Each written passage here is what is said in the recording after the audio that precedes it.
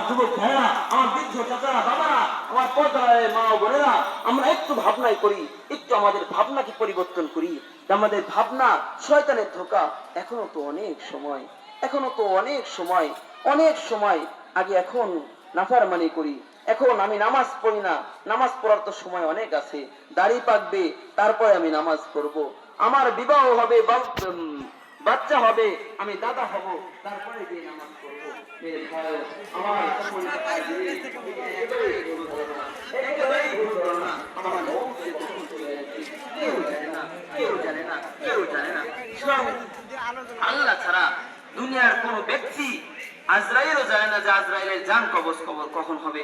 মেরে ভাইও, আমাদের এই ভুল ধারণা থেকে বেরিয়ে আসতে হবে।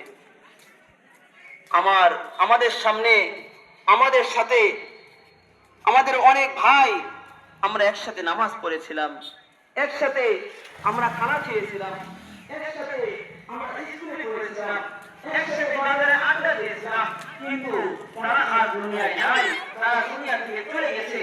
আমাকেও দুনিয়া থেকে চলে যেতে হবে।